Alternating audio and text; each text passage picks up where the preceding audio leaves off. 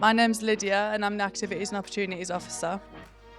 And I'm Flo, I'm the sports rep here. We're really excited to see so many of you here tonight and thrilled that you're all here to celebrate, champion and learn from women making their mark in sport. I think especially as women, we're really grateful, which is great, but at the same time, we should be getting the pitch time, and I think we need to expect a bit more. Back yourself and do fight your corner. What are 2 or 3 behaviours that most reliably create a winning culture? For me, culture is massive. I'm such a player that thrives on it, and I think probably trust is the one thing that we've really worked on for us as a club. And then I'd probably say honesty and actually having those communications. I think sometimes we're very good, aren't we, on the surface level of just thinking everything's okay and we're all ticking on, and sometimes we're afraid of having that chat or pushing each other or asking questions. I think since doing my ACL, it made me realise that I can't put too much pressure on myself to have to do all these things. Obviously, I'm really passionate about football. I'm sure a lot of people would agree when you're so passionate about something, you want to put 100% into each thing, but sometimes that's just not possible. Your mental well-being tops everything, and focusing on one thing at a time is really important. So now I feel like I say no to things that I don't have the time for. You know, I'm not just a footballer, I'm not just an employee, I'm not just an advocate, I'm all those things. You don't have to do everything full force, so give yourself a little bit of a break sometimes. I got told an analogy in my first year of medicine that I would like to share. It's that everything you're juggling in life is either a glass ball or a plastic ball. And sometimes you have to drop a plastic ball knowing it won't break so that you don't drop a glass one that will shatter. And it's just about balancing the things that are important and the things that you can't afford to drop. That's something I think about quite a lot to help me getting through it. There's a few games you have to play sometimes to get through the door, but you don't have to play those games without compromising who you are. My advice is, if you're passionate about something, find the way to make it happen.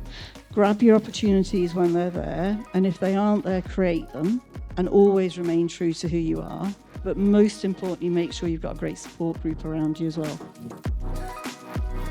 I think sometimes experience comes from saying yes before you feel maybe ready. Getting in the deep end isn't so bad sometimes. I think it fundamentally comes down to I really loved my team. They were an incredible group of women. And for context, GB women haven't won a world medal since 2010 in any sort of age bracket or competition.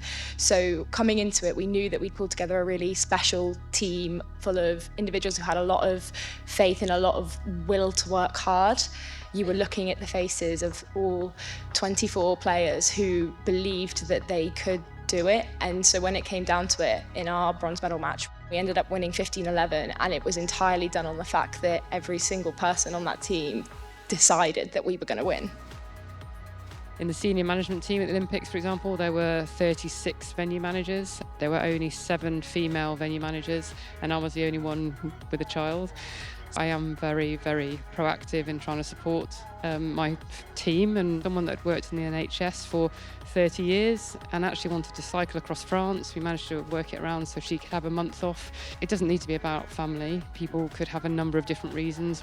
I would say to anyone here who does go on to managing a team, really think about the individuals in your team, what they need and how you can support them, because not everyone's the same, and giving them that flexibility and ability to deliver on their job is really key. Inside the ring this year, I won London and also came second in nationals. And to me, that was like a really big deal because I started boxing at uni, and the boys, when I started, weren't very nice, and they said I couldn't box and I never would fight. And then I did and proved them wrong. I think it proved to myself, but also proving to everyone else who told me I could never do that. Throughout my sort of medical training, I could just see this huge imbalance in between what females who are involved in sport are offered versus what the men are offered. You can't just shrink it and pink it and turn it into this is an S&C programme that's suitable for a female just because the men have done it. That doesn't work. We need something that's targeted, that's focused, and that's going to improve our women's game and help elevate them and achieve that equity that women really deserve.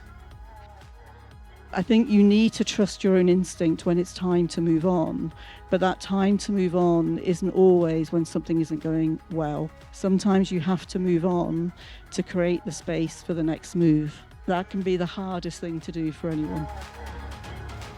Thank you everybody so much for being here tonight. We really appreciate it. I'd like to thank all of the panel guests for tonight, my amazing co-host and co-organiser Flo, but obviously we can't forget about everybody in the audience as well, so I can have a massive round of applause please.